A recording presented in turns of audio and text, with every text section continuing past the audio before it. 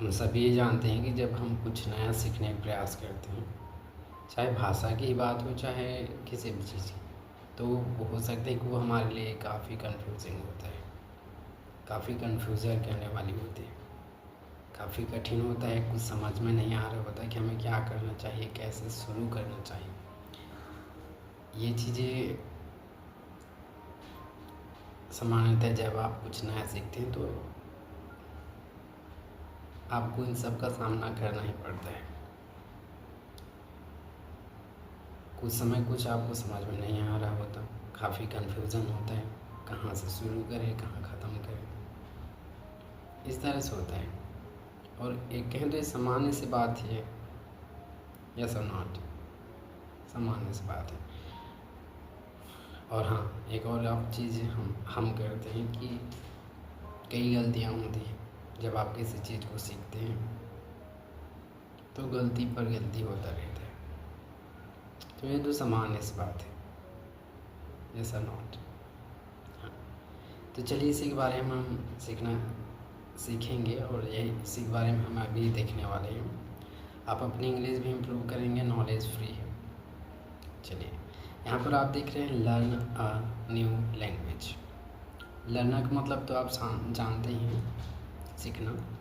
A new skill, skill को आप बोल सकते हैं, हिंदी में बोला जाता है हुनर, माने निपुणता, किसी चीज़ को करने के लिए आप काबिल होना, अपने अंदर काबिलियत लाना, यानी किसी काम को करने की अगर मेरे अंदर काबिलियत है, निपुणता है, तो उसे बोलेंगे आप स्किल, हिंदी में हुनर। यानी आप अपने प्रयासों से आप लगातार उसे नहीं छोड़ते और उसमें बने रहते हैं। तो इस तरह से आप प्रैक्टिस के द्वारा आप जब ये काबिलियत हम अपने अंदर लाते हैं, करने की जो आपके अंदर जो क्षमता आती है, उसे आप कह सकते हैं स्किल, हुनर। ओके, लर्न न्यू स्किल, इसका मतलब क्या होगा? अगर एग्जैक्ट हिंदी अगर आप इसका देखेंगे तो इसका मीनिंग होगा कि एक नया हुनर सीखिए, और यहाँ पर एक नया स्किल सीखें। ठीक है, एक नया स्किल सीखें, नया हुनर सीखें। लर्निंग समथिंग न्यू, कुछ नया सीखना। ध्यान से देखते रहिए इसका हिंदी मीनिंग कैसा होता है, किस तरह से इसे पढ़ा जाता है और इसका मीनिंग कैसे निकाला जाता है। लर्निंग समथिंग न्यू, कुछ नया सीखना। लाइक जैसे कि प्लेइंग द सितार, यहाँ पर प्ले का मतलब खेलना नहीं ना, सितार बजाना होता है। प्लेइंग द सितार मतलब सितार बजाना, और या लर्निंग अ लैंग्वेज, या फिर भाषा सीखना, माने कुछ नया सीखना, जैसे एक सितार बजाना या फिर लैंग्वेज सीखना। Is very confusing in the beginning,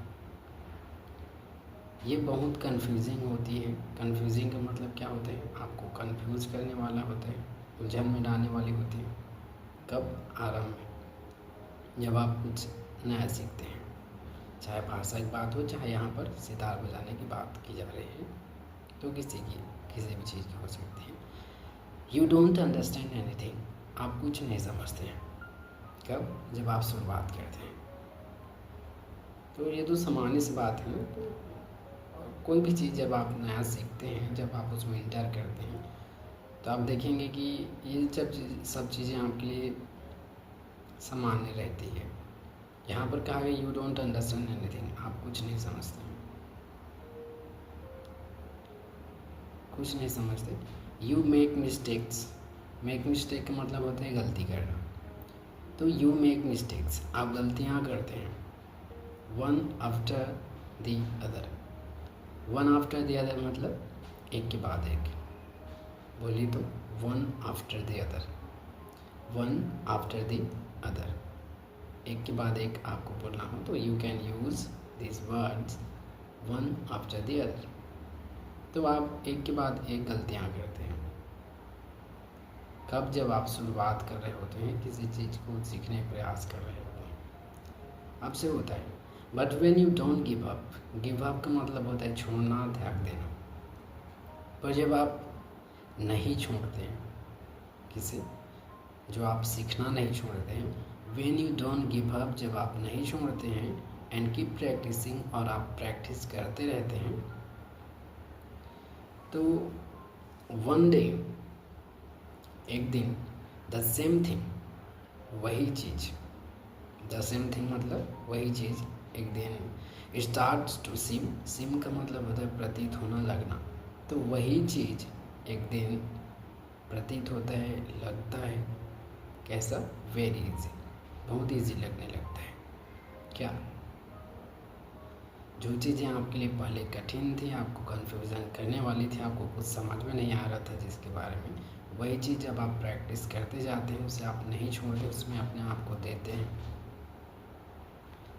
consistency बना करके रखते हैं, तो एक दिन वही चीज़, द सेम थिंग स्टार्ट्स, शुरू होता है कैसा, टू सीम वेरी इजी, माने बहुत इजी लगने लगता है। दैट स्किल, और वो जो हुनर है, दैट स्किल, वह हुनर, can also become your identity. Identity का मतलब होता है आपकी पहचान, योर आइडेंटिटी, आपकी पहचान। तो वो जो स्किल है, वो जो आपने सीखा है अपने प्रैक्टिस से, वो जो आपने अपने अंदर निपुणता लाई है, वो जो आपने अपने अंदर काबिलियत लाई है किसी चीज़ को करने की, तो ये जो आपके अंदर जो हुनर आई है, वो आपकी आइडेंटिटी बन सकती है, आपकी पहचान हो सकती है, ये यहाँ पर कहा गया।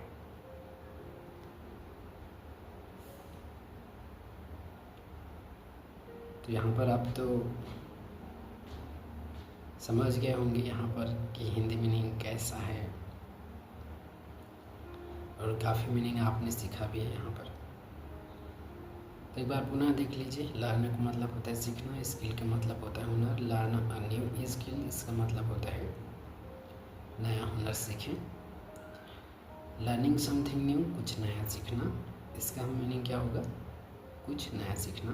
फिर लर्निंग अ लैंग्वेज, या फिर कोई लैंग्वेज सीखने की बात हो तो is very confusing in the beginning, यह काफ़ी कन्फ्यूज़न करने वाली होती है, कन्फ्यूजिंग होता है कब, आरंभ में।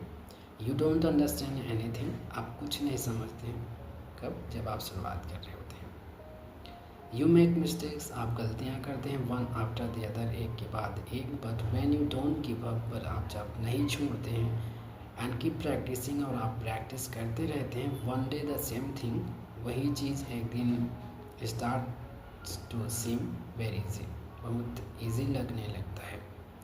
That skill can also become your identity, और वो स्किल, वो हुनर जो आपने प्राप्त किया है अपने प्रैक्टिस से, अपने धीरज को बनाए रख करके, यह आपकी आइडेंटिटी बन सकती है, ये यहाँ पर कहा गया। So what you have learn today, now try to express, try to say with your own word, तो जो बातें आपने सीखी यहाँ पर, तो इसे आप अपने शब्दों में कहने का प्रयास जरूर कीजिए। जैसे अगर मैं कहूँ, चलिए इसी को हम कह देते हैं, एक बार ट्राई करते हैं। हमने तो सीखा कि क्या सीखा, when you start learning a new language और playing the sitar, it is very confusing for you in the beginning, and when you don't give up,